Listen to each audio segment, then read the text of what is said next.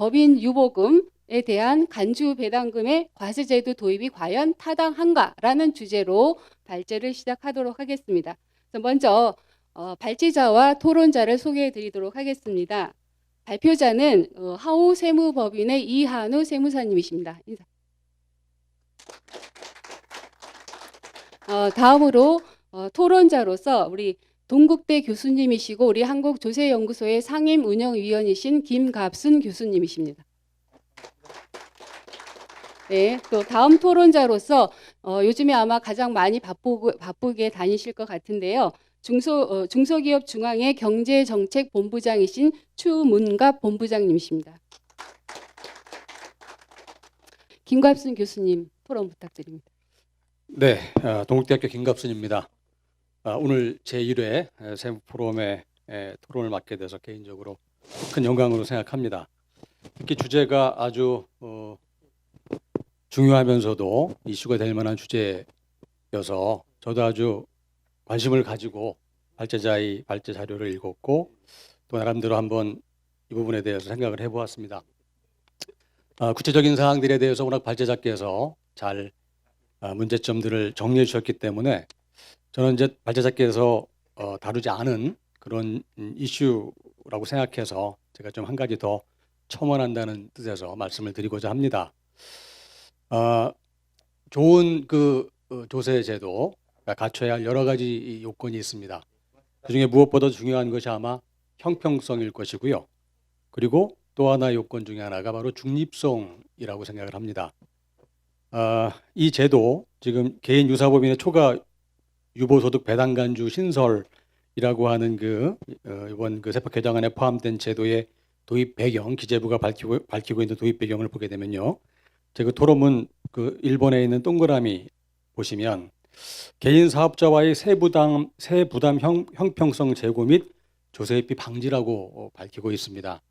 자, 이 부분을 좀 저는 어떻게 읽었냐면요. 이거는 다른 조건이 동일한 상황에서 단지 개인과 법인이라고 하는 그 기업 형태의 차이만이 있을 때 그 형태 때문에 세부담이 달라지는 것을 바로잡겠다라는 취지로 읽었거든요. 그렇기 때문에 이 제도는 바로 그 부분에 포인트가 맞춰져서 이제 형평성을 뭔가 좀 문제가 있다면 그 부분을 바로잡는 그런 제도로 도입 방안이 만들어져야 하는데 그럼에도 불구하고 이 도입 방안을 읽어보게 되면 발제자께서 아주 자세하고 정확하게 말씀하신 바와 같이 그냥 대상도 굉장히 폭넓고 그리고 그 대상에 되는 소위 적정 유보 초과 소득이라고 하는 것도 굉장히 범위가 넓습니다. 물론 시행령이 나와봐야 알겠습니다만 이거는 어떤 면에서는 굉장히 법인에 대한 부담을 일방적으로 높이는 이제 그런 제도라는 해석이 가능합니다. 제가 토론집 다음 페이지에 제시한 표를 한번 보시면요. 제가 이게 교과서 집필하면서 이준기 교수님하고 만든 표인데요.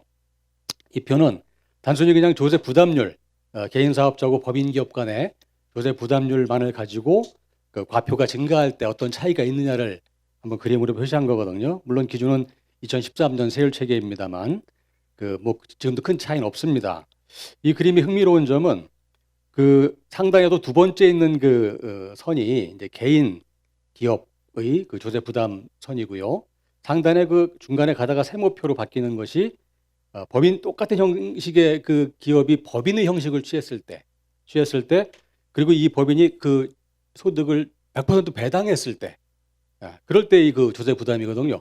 오히려 법인의 형태를 취하게 되면 그러면서 100% 배당을 하게 되면 여러분 아시겠습니다만 우리 이 부분에 대해서 우리나라 세제가 완벽하게 조정을 해주지 않죠.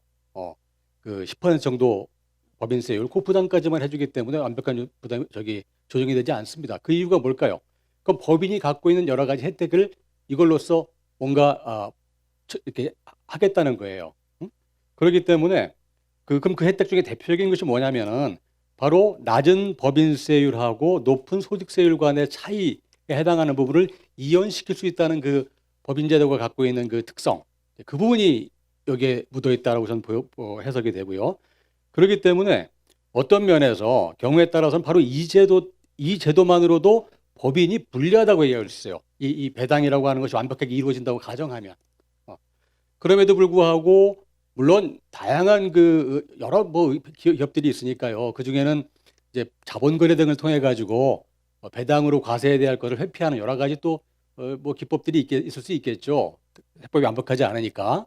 근데 그러한 문제는 그런 그 세제를 개정함으로써 조정해야 할 문제이지 이 부분을 지금 나온 제도와 같은 식으로 뭉뚱그려서 과세할 것은 전혀 맞지 않다라고 보여집니다. 바로 그러려면은 조금 전에 제가 말씀드린 것처럼 개인 사업자하고 완벽하게 일치한 법인을 찾아가지고 그 부분을 핀셋처럼 뽑아가지고서 이제 이 부분에 대해서 대상으로 삼아야 되는데 그건 현실적으로 불가능한 일입니다. 저는 그렇기 때문에 일본하고 미국에서 우리나라 지금 기재부가 이번에 제안하고 있는 이런 유형의 이런 방식으로 이걸 과세를 가져가지 않고 법인에 대해서 일정한 그 어떤 큰 어떤 틀에서 이런 기업들은 좀 배당을 유도해야 되겠다. 그리고 뭔가 개인적인 개인 기업과 비교할 때 세부담 회피하려는 여지가 있다라고 보고서 굉장히 제한적으로 삼지 않았습니까? 그 부분에 대해서 그것도 개인이 배당을 가정한 것이 아니라 간주한 것이 아니라 법인세에 더 추가하는 방식으로 배당을 유도하고 있는 거예요. 그렇기 때문에 일본하고 미국의 그 제도를 유사하다고 해서 끌어다가 이번 기재부가 이 제도 개인 유사법인의 초과 유보소득 배당 간주라고 하는 거에 근거로 삼은 것은 오히려 자가당착이라는 생각을 하게 되고요. 따라서 이 제도는 형평성 측면에서도 오히려 법인의 부담을 더 증가시킴으로써 자유로운 그 기업 활동을 저해하는 그런 그 문제가 되기 때문에 그나마 가지고 있는 그 법인과 우리 기업 간의 우리나라 세제가 안고 있는 그 중립성의 문제를 이것 또한 더 심화시키는 문제가 있다라는 생각을 저는 갖게 됩니다. 제가 굉장히 그 법인세법 강의하고 할 때 자주 인용하는 글이 있어서 저도 그 말씀을 결론처럼 좀 드리면서 제 토론의 말씀을 좀 맺고 싶은데요. 저 미국의 그 제 40대 그 대통령을 지낸 로널드 레이건 대통령이 있습니다. 자, 이분이 세금과 관련해서 아주 유명하게 남긴 명언이 있는데요. 기업에 세금을 부과해서는 안 된다. 기업은 세금을 내는 주체가 아니라 세금을 모으는 주체다라는 말씀하셨거든요. 이 말의 의미는 이게 이제 미국 공화당의 어떤 그 법인세에 대한 철학이라고 저는 생각하고 있는데요. 기업이라고 하는 주체는 궁극적인 세부담의 주체가 아닙니다. 기업의 법인세를 높이면요, 얼마든지 뭐 물건값이라든지 다양한 방식, 임금 등등의 전가를 해가지고 세부담을 회피할 가능성이 얼마든지 있어요. 그렇기 때문에 법인에 대한 그 높은 과세는 결코 궁극적인 세수로도 이어지지 않고 또 기업의 활동을 위축시킴으로써 경제 전체적인 그 활성화 측면에서도 아주 그 마이너스 영향이 크다라고 저는 보여지거든요. 하기 때문에 이 제도는 정말 신중하게 도입 여부를 고민해야 하고 우리나라 재정 측면에서도 소탐 대실할 그런 위험성이 굉장히 큰 제도라는 말씀을 결론으로 말씀드리고 토론을 마치고자 합니다. 감사합니다. 네, 감사합니다. 김갑순 교수님. 토론 요지는 우리 이제 발표자께서 발표한 내용과 거의 동의하시는 것 같고 거기에 추가적으로 우리 제도 도입 배경에 대해서 배경과 실제 하고자 하는 그 내용이 맞지 않다는 부분에서 좀 토론을 해주신 것 같습니다. 다음으로는 이제 중소기업 중앙회 경제정책본부장님이신 추문갑 본부장님께서 하실 건데 아마도 요즘 가장 바쁘시게 모든 단체마다 다니시면서 이 제도의 불합리성을 토론하고 다니실 것 같은데요. 그 관련된 내용을 좀 많이 토론해 주시기 바랍니다. 예, 안녕하십니까. 저 중소기업 중앙회 경제정책본부장 추문갑입니다. 먼저 이 세무 포럼의 첫 주제로 사실은 저희 중소기업계의 가장 큰 현안이 지금 법인 유보금 간주 배당에 대한 이 도입 문제입니다. 그래서 원경희 회장님을 비롯해서 세무사회에 사실은 저희가 만들어야 되는 자리인데 우리 70만 그 개인 영리 법인이 있는데 이런 모든 분들의 아마 가장 큰 이슈가 이 건인 것 같고 그래서 이 문제는 우리 가세 체계에서 그리고 중소기업들이 기업가 정신 제고를 위해서도 반드시 바로잡아야 되는 문제가 아닌가 싶고요. 저희들이 이 부분에 대해서 관심을 사실은 가졌던 부분들은 7월 22일 날 정부가 세법 개정하기 전에 매년 저희 중소기업중앙회는 이제 기획재정부에 세법 개정안에 대한 중소기업계 의견을 발표합니다. 그리고 의견이 발표가 되면 저희들 중소기업계 입장을 발표를 하게 되는데, 올해 같은 경우에는 세법 개정안을 발표를 보고 저희들이 뭐 간이가세 제도 4천만 원에서 8천만 원으로 올린다든지, 뭐 중소기업 입장을 많이 반영했구나, 이렇게 하다가 이제 우연히 이 초과 유보 소득 가세에 대한 내용을 보게 됐죠. 그래서 저희도 설마 하고 사실은 중소기업 그 300개 중소기업을 대상으로 그 법인을 대상으로 조사를 한번 해봤습니다. 그리고 이 당시에만 하더라도 사실은 중소기업들이 이 심각한 상황을 몰랐고요. 그래서 저희들이 이게 이제 실제 중소기업에 미치는 영향이 어느 정도인지 솔직히 전문가가 아니기 때문에 잘 몰라서 조사를 해봤더니 간단하게 좀 나왔던 결과를 좀 소개하면서 시작을 하겠습니다. 제 자료는 그 96페이지가 되겠습니다. 저희들이 그 정부가 조세 발표한 그 다음 주인 8월 3일부터 8월 7일간 그 1,000억 원 이하 비상장법인 300개 중소기업을 대상으로 조사를 해봤더니 그 최대 주주와 특수관계인 회사 지분이 50% 이상인 기업이 78.3%, 그다음에 80% 이상인 기업이 약 과반수에 달하는 49.3%였습니다. 그리고 그 일자리의 중추인 제조업의 경우에 한 절반인 48.6% 정도가 이제 80% 이상이 최대 주주 및 특수관계인 회사 지분을 이렇게 보유하고 있더라고요. 그래서 이분들이 그 초과 유보 소득에 가세를 하면 기업에 어떤 영향을 미칠 거냐, 71.4%가 부정적인 영향을 미칠 거라고 이야기했고요. 그리고 사내 유보금을 적립하는 가장 큰 이유가 미래 투자라든지 R&D, 신사업 진출용이 가장 많았고요. 지금 코로나19와 같은 그 경기 불확실성을 대비하기 위해서라는 응답이 이제 그 다음이었고, 그 다음에 이제 최저임금 인상이라든지 비용, 임대료 등 사업 비용 상승에 대비하기 위한 응답이 한 3번째 정도 비중을 차지를 했습니다.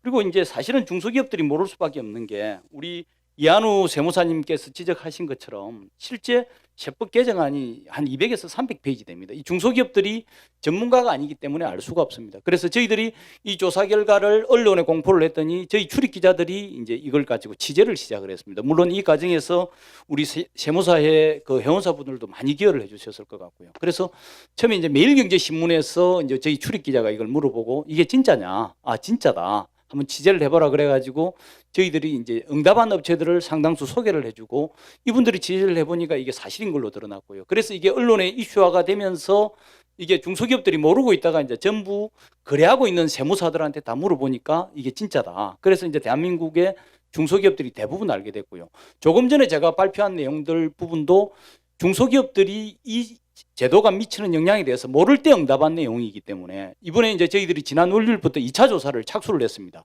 2차 조사를 착수하고 이 결과가 아마 금요일 날 나올 거고, 결과가 나오면 제가 세무사회에 공유를 하겠습니다. 하면 아마 지금 이 나온 수치보다 훨씬 심각한 문제가 나오지 않을까 싶고요. 그래서 국정감사가 10월 26일 날 종료되면 아마 본격적으로 입법 시절이 다가오면 그 전에 반드시 보완 대책이 마련되어야 된다는 생각을 가지고 있고요. 저희 중소기업계에서 생각하는 초과 유보 소득 가세에 대한 문제점 몇 가지를 먼저 좀 말씀을 드리겠습니다. 먼저 대부분의 중소기업이 창업을 하게 되면 아무도 외부인들이 투자해 주는 사람이 없습니다. 그리고 믿을 수 없기 때문에 아무 투자도 받을 수가 없습니다. 그래서 통상적으로 중소기업이 창업을 하게 되면 가족기업으로 출범을 하게 됩니다. 그래서 중소기업 대부분들은 이제 가족기업으로 구성이 되어 있다는 말씀을 드리고요. 두 번째는 이제 이 부분이 이제 기업의 자율성을 침해할 우리가 생각이 되는데, 기업 법인이 이제 보유해야 될 적정 보유 소득이 얼마인지 사실은 이게 기업마다 다 특성이 틀립니다. 그래서 이 부분이 불가능한 부분을 뭐 당의 이익의 50%와 자본금 중 10%의 큰 금액으로 규정한다는 이 부분이 적정 소득에 대한 이 개념이 기업마다 특색이 다 틀린데 일률적으로 규정하는 부분들은 좀 문제가 있지 않는가. 그래서 이 부분은 과도한 경영 간섭이 될 수 있다는 생각을 가지고 있고요. 세 번째는 이제 기업의 성장을 제어할 수 있다는 생각을 가지고 있습니다. 이 사내 유보금을 적립하는 이유가 앞에서 제가 조사 결과에서도 말씀을 드렸지만은, 기업들이 이제 미래의 불확실한 그 위험을 대비를 한다든지, 그 다음에 이제 미래 투자를 위한 것입니다. 그리고 기업들이 이제 이런 부분에 대해서 만약에 가세를 해서 다 걷어간다 그러면 중소기업들이 이 하나하나 조금씩 적립해가 새로운 공장을 짓고 새로운 기계를 도입하고 그 다음에 사람도 채용하고 이 과정으로 보유금을 쓰는데, 이걸 가세를 해버리면 어떻게 보면 닭이 알을 낳기 전에 암탉의 배를 가르는 거하고 동일하지 않는가. 그리고 또 요즘 보면 이전에 마케팅 원론에서 보면 뭐 적정 재고를 얼마나 줄이느냐 이게 목표였습니다. 근데 이 코로나가 발생하다 보니까 위험에 대비하다 보니까 기업들이 보유 현금을 많이 가져야 되고 직콕이 늘다 보니까 이 적정 보유에 대한 개념도 애매해졌습니다. 이 유보금도 마찬가지입니다. 그래서 이 부분에 대한 고려가 있어야 될 것 같고요. 그 다음에는 이제 기업가 정신을 이제 크게 위축시킬 수 있다고 생각이 되는데, 이 기업들이 이제 투자보다는 배당에 대한 유인이 높아지다 보면 이 돈을 적립을 해서 미래 투자를 해야 되는데, 오히려 그 미래의 불확실성이 높은 도전보다는 오히려 그냥 당장 배당하고 말고 하는 그 안정을 택하는 요인이 생길 수가 있습니다. 그래서 이는 기업가 정신을 도태시키면 대한민국의 미래 발전 방향도 적절하지 않다는 생각이 들고요. 그 다음에 이제 그 배당 등 재원 문제를 들 수가 있습니다. 제가 초두에 말씀드린 것처럼 기업들이 이게 사실 외상거래도 많습니다. 중소기업들이. 특히 요즘 코로나 같은 경우에 기업들이 가장 큰 어려움 중에 하나가 매출 부진이 첫 번째 원인이고, 두 번째가 이 외상 매출금이 늘어난다고 있다는 문제거든요. 그럼 외상 매출금은 기업은 이 현금 발생, 이거 거래가 우선 발생하면 이익으로 생각합니다. 그러면 돈이 안 들어왔는데 세금을 내기 위해서 오히려 은행에 대출을 받아야 하는 이런 문제가 생길 수가 있습니다. 그래서 이런 문제에 대한 문제점을 간단하게 지적을 했고요. 그래서 종합적으로 저희 중소기업계에서 생각하는 부분에 대해서는 이 초과 유보 소득 과세는 중소기업의 대부분이 가족기업이라는 현실을 이제 도외시한 부분이 있고, 그리고 적정 유보 소득 자체가 그 기준이 명확하지 않습니다. 그리고 발제자가 제안하신 것처럼 이 법률은 뭐 어떻게 보면 국회가 뭐 법률은 조세 법률주의에 의해서 이 국민에게 부담을 주는 부분이기 때문에 세법에 명확하게 규정을 해야 됩니다. 정부 시행령으로 위임을 한다 그러면 국회가 입법의 권한을 포기하는 거하고 동일하지 않는 생각이 들고요. 그래서 이번 이 초과 유보 소득 과세는 기업의 어떻게 보면 기업가 정신도 저해하고 대한민국의 미래 성장 발전 가능성도 줄여주기 때문에, 그리고 국회 입법권도 이런 걸 종합 감안했을 때 철회되는 게 맞지 않나 이렇게 생각합니다. 이상입니다. 네, 감사합니다. 예, 현장, 그러니까 저희 세무사들이 거래처 납세자들의 장부를 기장하고 있지만, 또 우리 추문갑 경제정책본부장님께서는 또 그 회원사들의 고충을 정확하게 전달을 해주셨고, 현재 얼마나 심각한 상황인지에 대해서도 통계 자료를 통해서 말씀해 주셨습니다. 자, 그 토론 내용은 우리 발표자가 발표하신 내용과 거의 일치한 것 같아서 질문 사항이 따로 있는 것 같지는 않고요. 일단 나중에 종합 정리는 우리 발표자께서 해주시는 걸로 하고, 우리 플로어에서, 우리 웨비나에서는 질의사항이 별도로 없었고요. 플로어에서 지금 시간이 사실 45분이라 끝날 시간이 됐습니다. 하지만 꼭 우리 플로어에서 한 질문을 2분 정도 받아보려고 합니다. 우리 여기 우리 저기 먼저 그 정성균 광주지방회장님. 예, 반갑습니다. 강주지방세무사의 회장 정성규입니다. 이 법인 유보금에 대한 배당금 가시제에 대해서 관심이 있어서 포럼에 참여하게 됐습니다. 조금 전에 우리 발표자 또 토론자께서 대부분 다 말씀 동일하게 지정했습니다만은, 이 법의 가장 그 도입의 입법 취지가 행정성 문제에 있었는데, 사실상 지금 법인의 입장에서만 토론이 됐고, 주주 입장에서 그 종합과세 됐을 때 그 미실현 이익이 그 재원 약보 문제가 상당히 크다고 봅니다. 그러다 보니까 조세평등지 원칙에 오히려 위배돼서 아까 그 평등에 부합하는 법이 의외로 주주들한테 상당히 실질적으로 체납을 하게 되거나 이런 문제가 발생한다 생각하기 때문에, 그 대안으로 실질적으로 원천 징수할 때 여기 합산 종합세 과세는 가시의 이연 방식, 즉 나중에 실질적으로 배당됐을 때 가시에 인해서 연을 해소를 하거나 이런 부분이 추가로 검토돼야 한다고 생각이 됩니다. 예, 다른 부분은 다 앞에서 말씀하셨기 때문에 이상으로 마치겠습니다. 예, 감사합니다. 네, 좋은 제안 감사합니다. 또 우리 한 분 더 한번 질문 받아볼까요? 네, 우리 김한일 서울지방회장님. 예, 김원일입니다. 오늘 이현우 세무사님 너무 발표를 잘해줘서 너무 고맙고, 또 그동안에 밑에 쌓인 그런 문제점을 다 지적을 해주셔서 아마 이 법이 지금 어떻게 이루어지고 있는지를 다 이제 소상히 알 수 있게 돼서 너무 고맙습니다. 근데 사실 이 법은 어떻게 보면은 이 세법이 세금 확보를 위한 그런 세법이 돼야 되는데 우리 이면에 보면은 정책적인 다른 목적이 있어서 지금 이렇게 진행이 되는 걸로 저는 생각이 됩니다. 사실 지금 이제 우리 이 내용을 이렇게 가만 짚어보면은 지금 현재 경제 정책에 결정적으로 영향을 미친 장하성 교수께서 쓴 그 내용에 보면은 기업의 자금을 외부로 유출이 이루어져야 이것이 세상이 돌아가고 이제 이런 것 때문에 인건비 지출을 늘려서 밖으로 이제 경기가 활성화시키는 그런 방법. 그다음에 또 하나 기업의 오너들이 배당을 통해서 외부로 자금이 유출돼야 되는 그런 방법. 이런 것에 대해서 사실 그 책에 보면은 우리 기업들이 우리 드라마에서 늘 보면은 기업들의 나쁜 행태들이 많이 소개돼서 그것이 내부의 자금을 유보해 있으면서 이걸 경제 활동을 제대로 안 하고 한다는 이런 그 오해 때문에 비롯됐다고 저는 생각이 됩니다. 그래서 이것은 이제 우선 오늘 발표가 워낙 잘 발표됐으니까 그런데 또 기업 입장에서도 이런 우리 주변에서 드라마라든가 이런 것이 나왔을 때 이런 것이 정말 기업가들은 열심히 활동하고 있는데 그걸 나쁜 이미지가 이미 다 그렇게 인식되고 있잖아요. 또 최근에 어떤 오너 리스크가 있는 그런 기업들도 보면은 알 수가 있듯이 그래서 오늘 중소기업 중앙회에서도 오셨으니까 그런 쪽에도 같이 이렇게 발맞춰서 나가야 되지 않을까 이런 생각이 듭니다. 예, 이상입니다. 네, 감사합니다. 또 그리고 딱 한 번만 더 해볼까요? 네, 우리 김정식 세무사님이 참고로 그 자료에 보시면 테이블에 그 과거 지상 배당 제도하고 유보소득 과세 비교 고찰을 해놓으신 게 있습니다. 자료 참조해 주시기 바랍니다. 그 내용은 제가 그 옛날 내용과 전부 다 해서 안에 쓰였으니까 여러분들이 한번 보시면 되는데요. 우리 중소기업에서 오셨으니까 한 말씀만 말씀을 드리도록 할게요. 지금 현재 이게 그 근본적으로 뒤다 보면 이 목적이 뭐가 있는지를 유심히 살펴보셔야 합니다. 결국은 이거는 법인을 부인하겠다는 법인격 부인론이 나옵니다. 강제로 배당을 안 하면 배당한 걸로 보겠다라고 하는 거는 결국은 극히 제한된 업종만 지금 현재 해가지고 시행령에서 엮겠다는 거 아닙니까?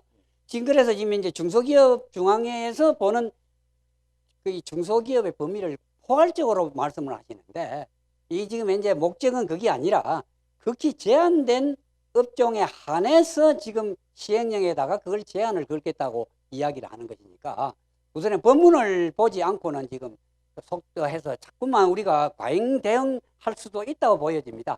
다만 아까 제가 말씀드린 하고 싶은 말은 많지만은 시간이 지났다 그러니까 한마디만 말씀드리는 것은 재차 말씀드리는 것이 뒤집어 보면 이게 법인격 부인론과 연결이 되는 거 아닌가. 예, 결국은 법인으로 하지 말고 개인으로 장사해라 이 소리와 똑같다는 말씀입니다. 이상입니다. 네, 감사합니다. 질문이 많이 있으신데 일단 우리가 지금 시간이 초과가 돼서요. 지금 벌써 50분이 됐습니다. 그래서 마지막으로 우리 발표자께 우리 토론자들의 말씀과 플로어에서 나온 말씀을 종합해서 우리 발표자께서 간단히 요약해서 말씀해 주시기 바랍니다.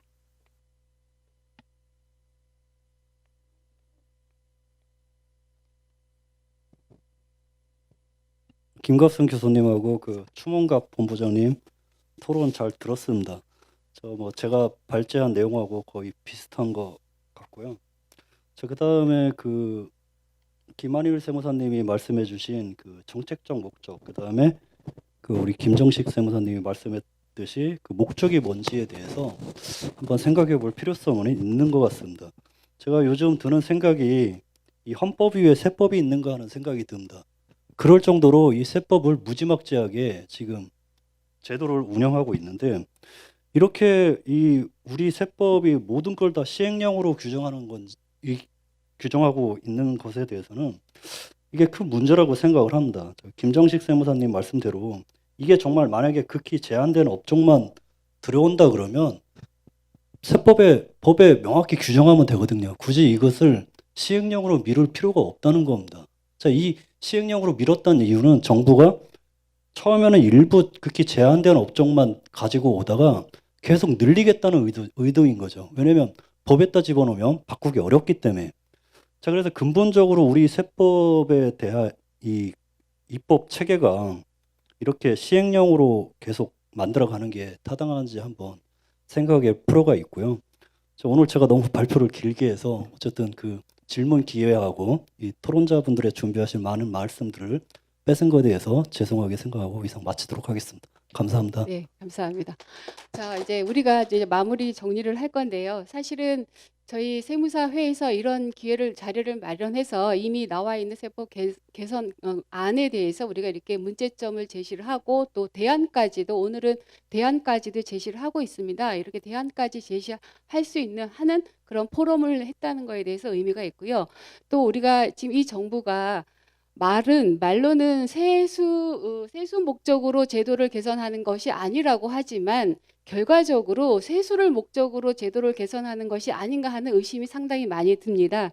실제로 우리 기업 환류 소득 세제도 마찬가지였고 투자 상생 협력 세제에 대해서도 한국경제연구원에서 나온 보고서에 의하면 처음부터 세수 목적이 아니라고 했음에도 불구하고 결과적으로 통계치를 내어 보니까 세수 증대에 상당한 기여를 했다는 거고 중견기업, 일반기업에 대해서 그렇게 적용을 하고 이제는 마지막으로 개인 유사법인이라는 소규모 법인에 대해서까지도 이렇게 하면 이것도 세수 증대에 기여하는 거 아닌가라는 의심이 들 정도로 상당히 좀 문제가 있는 제도라고 생각되어지는데 오늘 이 자리에서 나왔던 여러 이야기들과 우리 발제자께서 발제해 주신 내용과 토론 내용을 전부 다 요약 정리를 해서 기재부에 꼭 전달을 해서 향후 그 시행령 법안 마련하는데 꼭 이런 것들이 반영이 될 수 있도록 노력하도록 하겠습니다. 자, 이상으로 오늘 이 주제 발표 모두 마치도록 하겠습니다. 감사합니다.